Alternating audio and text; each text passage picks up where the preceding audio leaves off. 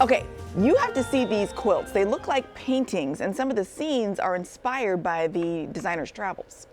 It would be hard to paint these scenes, Yeah. much less, what's the word? Quilt them. Quilt them, yeah. Cody Stark and his Caravan are in Lincoln with the details this morning. Hey, Cody.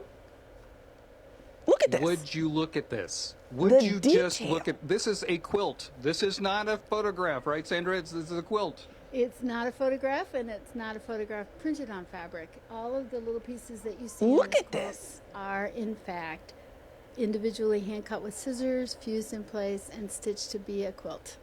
It's so beautiful. Like, I feel like it's alive. Like, it feels alive to me. It feels alive to me, too. I want people to look at it and get an emotional reaction. How does this make you feel? And this quilt definitely evokes those feelings of protectiveness and love, you know, that comes from that big sis. The photograph that I inspired this was by Patrick Freeman, Mampala Big Sis. He took it in Africa, and I just thought it was an amazing image to work from. Okay, let's go into your studio here because I want to show people where the magic happens. And as we're walking along, you'll notice more quilts on the walls. Once again, not paintings. These are quilts. I know it's tricking your brain, but you got into this. You were quilting, you know, before, but around 2019, something happened and it changed everything for you. Yes, a big thing that was like the most exciting and the most sad thing ever is that I spent 3 years making this hand-designed, all silk, hand-dyed, designed Baltimore album traditional quilt, and it won a purchase award to the National Quilt Museum in Paducah, which was something I did not expect to happen, and was like bowled over happy and at the same time so sad because my quilt was never coming home. I couldn't teach from it anymore. So I had seen raw edge and I thought, okay, that looks easier, I'll try that. And because the other stuff is turned under edges, right? And hand sewn down. So I went to this raw edge photo inspired stuff and people responded. They really liked it. And so I'm delighted to be working in this style. Oh, it is beautiful. It is beautiful. Okay, you guys want to know how she makes the magic? She's going to share with us because she's also a teacher. She teaches people around the world how to do this. So we will be learning some stuff today. She's exceptional. Cody, Darla wants to know, has she ever submitted for the state fair? Because, you know, Darla has a connect. I know the answer to that. They wanted to know if you've submitted to the state fair. No. No, you haven't. Oh, she has not. People keep telling me to do that, and I'm like, okay. I will. I promise. I will get that deadline on my calendar and do that. I normally submit to like major quilt shows. Is the venues that are happening. I just won $5,000 at Road to California in January. We'll tell that story coming up because that's a good one. All right, back to you guys. All right. Cody's Caravan. We are in Lincoln today. We're hanging out with Sandra Mollon, an artiste in quilting, and it is so amazing. It's so photorealistic. I mean, like, I feel like when I'm looking at this, the bears are looking at me, you know, and I feel like I'm in the Grand Canyon, you know, and because it's puffy, because it's a quilt, it's touchable. It's touchable, and it really moves me. Thanks. You know, I love working in fabrics. I think that the saturation of the color through the fiber that I can get with the dye first, and then I come over here to the cutting table, cut little pieces of paper and start cutting out little pieces of fabric. Okay, if you're a quilter out there, and like we said, 1 out of 5 households, there's somebody quilting in your house. That's right. And so, you know, I think, and I mentioned to you earlier, I mean, textiles are the first thing that we feel, you know. I mean, aside from your mother's touch, it's being wrapped in that first blanket, right? And so it is something that's universally loved, you know, by people. And I think that my job is to make people realize that it can be art too, you know, and drawn in and love that you get something completely different. Now, she travels the world, and I mean the world, teaching people how to do this. You've been to Australia?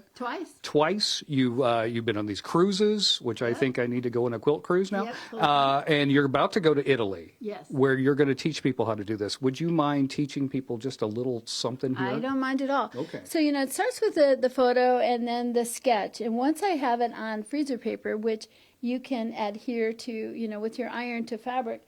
And here's my cutting line. I'll just take these little ceramic blades. I don't know if you can see this. And I just cut like right on that line. I'm going to hold this piece of paper here. And I cut, and then I can pull this little piece of paper out, and that's my template. And once I have this, I can go over here to an iron, or to a fabric, iron it on. I'm like, okay, that one's going to be this color, maybe gray.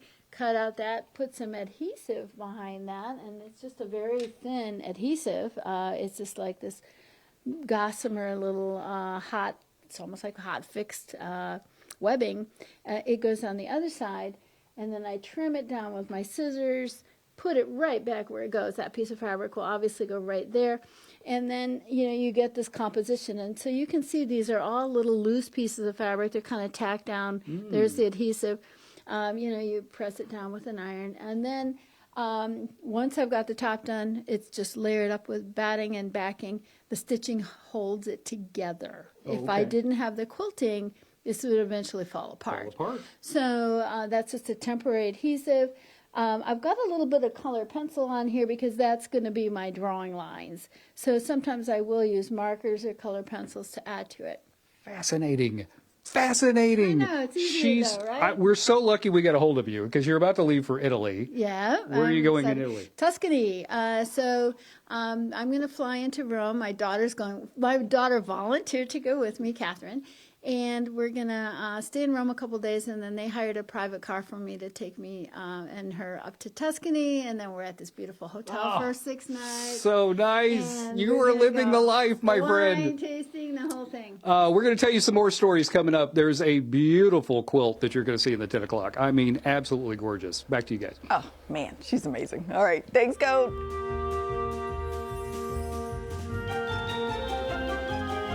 Cody's Caravan, we're in Lincoln today. We're hanging out with Sandra Mollon, who is a wizard. You were a wizard, my friend. A wizard. Yes, magic fingers with the fabrics and the scissors on. It's really not wizardry. I actually teach this, and when I go to teach adults, I say, look, I was a middle school substitute teacher. I believe my 6th graders could do this, so no worries, you can too.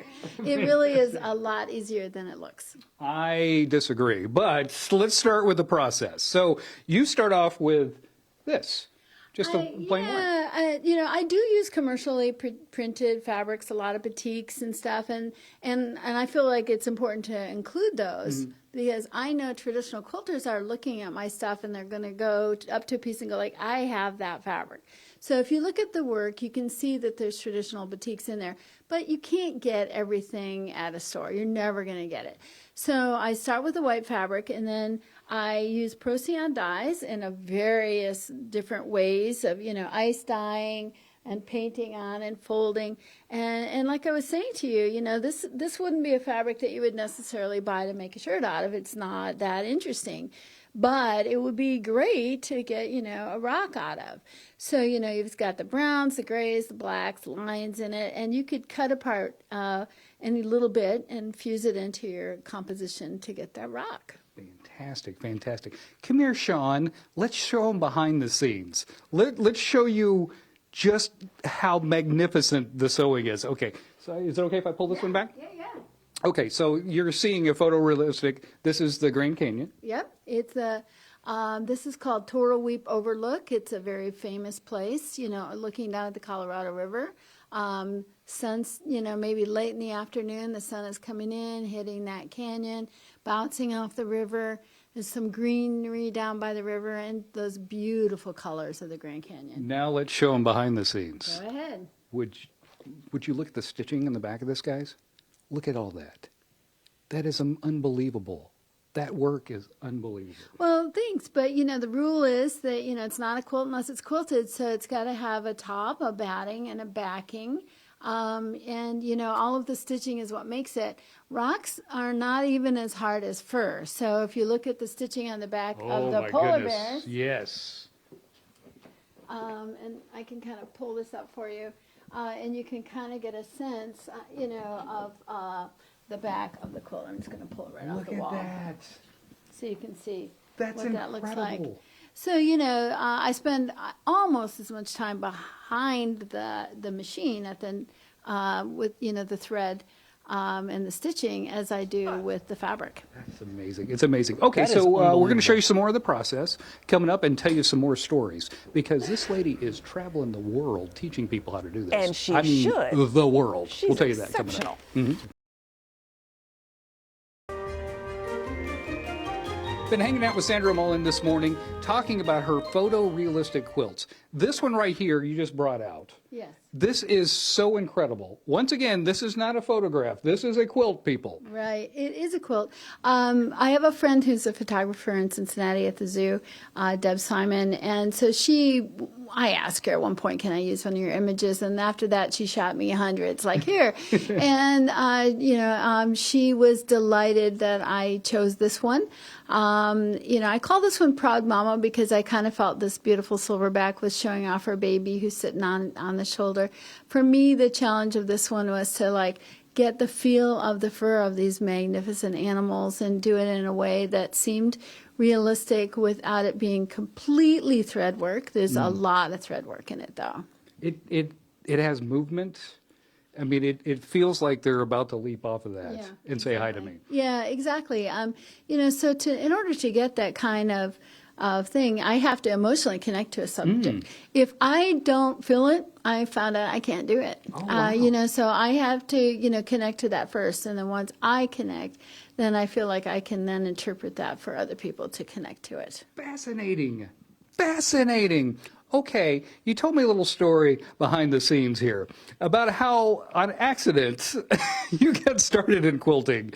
This is such a happy accident. Do you mind telling that story? No, I don't mind telling you a story. You know, I was a biologist and I was working at the University of Alabama at Birmingham in the cell biology department doing research. And we rented a house and I came home and checked the mail one day, maybe a month into the rental, and there was a quilt magazine in the mailbox. And I committed mail fraud. I'm admitting it on TV because I did not forward this magazine. I was really sold. It was like just a patchwork magazine, and I'd only ever had a little bit of sewing experience in high school, you know, with home ec. But I got that if I put two pieces of fabric together and sewed a seam, boom, I could make two squares and they'd, you know, be a rectangle. And so I understood that. And so I started there. And my husband said that he wanted to move us up to Maryland for a job. And I said, okay, but I have to make a quilt. And he's like, fine. So I started quilting in the late 80s, just with patchwork, just like anybody else. Wow. What a great, happy accident. If that thing hadn't come to your house. I know. You know, I'm not sure quilting would have found me later, but it probably would have because I haven't had a day since 1987 that I haven't actually been quilting or thinking about quilting or teaching quilting. I know that sounds a little obsessive. No, it sounds wonderful, actually. It sounds wonderful. If people want to know more about your work, what's your website? Oh, www.sandramollonquilts.com, and my last name is Mollon. I'm telling you, you will get on that website and you will stay for about 45 minutes. They're so beautiful. Back to you guys in the studio.